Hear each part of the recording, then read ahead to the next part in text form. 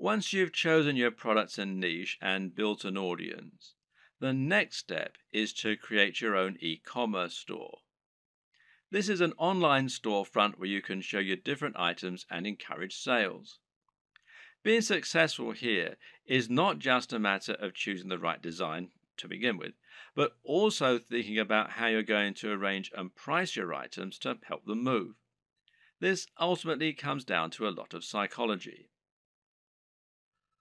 When it comes to e commerce website design, there is a single overriding goal which isn't always true of a regular site design.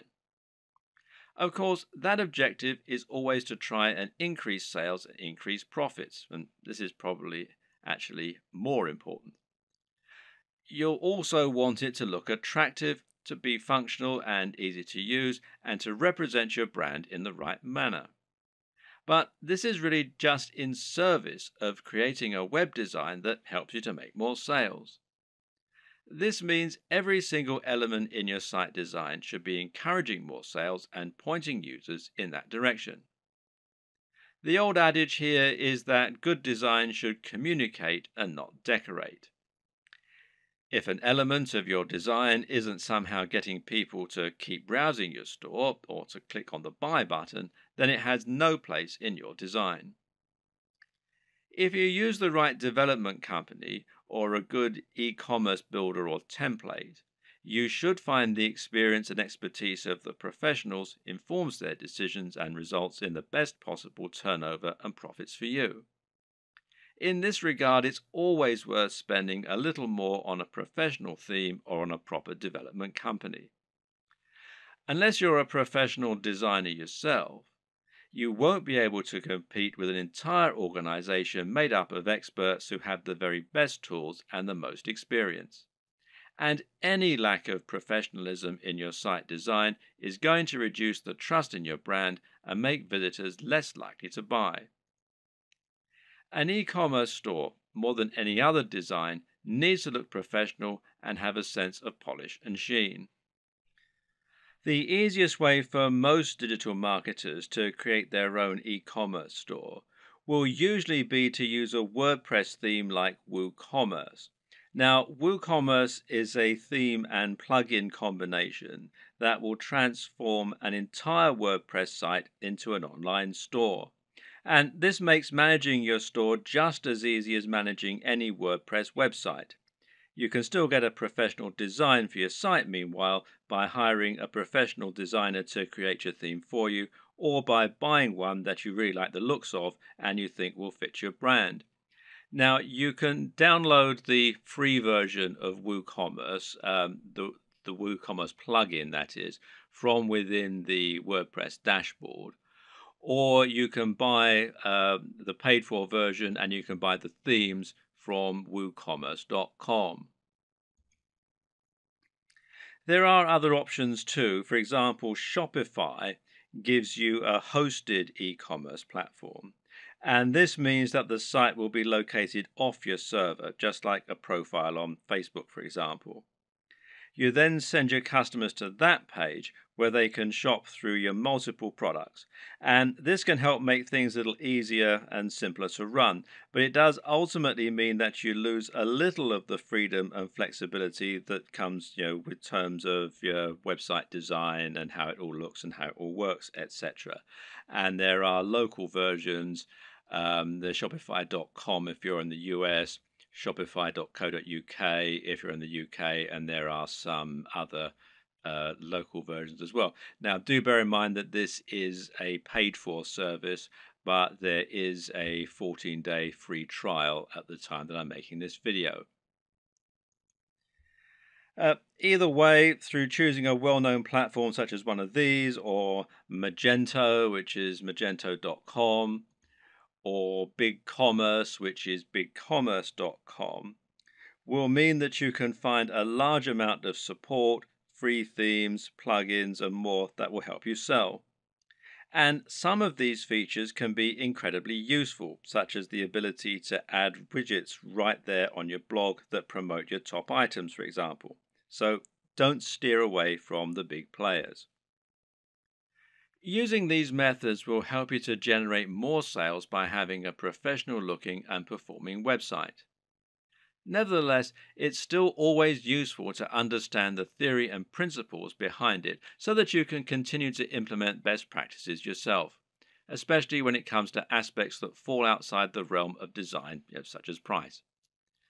Now, here's how the right combination of pricing, positioning, and design can help to make your items sell more effectively. And the first is contrast. Now, contrast can, of course, be aesthetic, and making choices such as using red buy buttons against a white background is a great way to make a particular element stand out and get more clicks. And this also comes down to color psychology, but we won't go into this right now. The other type of contrast refers to the way that you position items next to one another, with the objective being to place expensive items next to cheap ones. Why? Because this makes the cheap items appear even more affordable and the expensive items appear to be even more premium. Now, let's say you have a $10 tie next to a $50 tie. Someone who wants the very best tie might be all the more impressed by your premium offer, knowing that it's 5 times more expensive than the cheapest product. Meanwhile, someone who doesn't have as much money to spend and who feels guilty about buying a new tie can convince themselves that the $10 tie is a great deal. They can compromise and convince themselves that they're being sensible by choosing the cheap tie. They've saved $40 even though they're still buying something they might not have otherwise. This way, the right pricing can really help to sweeten a good deal. And a good e-commerce website design should take full advantage of that. Earlier on in this series, we described why it was so important to have multiple ranges of prices in order to attract a range of different types of buyers. When we looked at contrast, meanwhile, we saw that varying prices could be used to make items look like an even better bargain, or like they're of an even higher quality. But another very important reason to have cheaper items as well as more expensive ones is that it can be a great way to build trust. If someone has never bought from you before, they might feel concerned that the products won't arrive or they won't be as advertised. Even if they read your content and like it, they've no guarantee that what you're selling is going to be high quality or that the site will be secure from data leaks. Thus, they aren't going to want to spend $1,000 the first time they ever do business with you. But if you have an item that costs $5 and it's a product people will know, then someone might make that purchase because it's a small risk to take. Now you can demonstrate the quality of your service and save their details, making it much easier to sell bigger items in future. Another tip is to think about your top sellers and your smallest sellers and use this to inform the design of your store. Now, this is something that physical stores do a lot. They'll place their biggest drawers right at the back of the store. This way, people will come in to buy the thing they want, but to get there, they'll have to pass through all of the smaller items that you're also selling along the way, and hopefully they might buy something. Meanwhile, if you have items that aren't selling at all, then you can find inventive ways to make the most of it. Packing it in as a free incentive, for example, or selling it at a very discounted rate is a way to bring more people to your online store. This is less important for a dropshipping business model, of course, though, as there's no downside to being left with excess stock.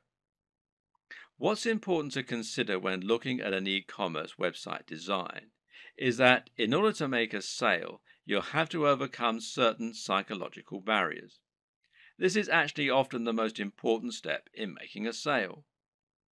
These psychological barriers include such things as customers not wanting to spend any money and not being bothered to go through the process of checking out. Good e-commerce website development should take this into account first and foremost by making it as easy as possible for your customers to make purchases. This is why Amazon's buy with one click feature is so instrumental to their success. At the same time, Webmasters need to make the most of customers who have already overcome some of these barriers.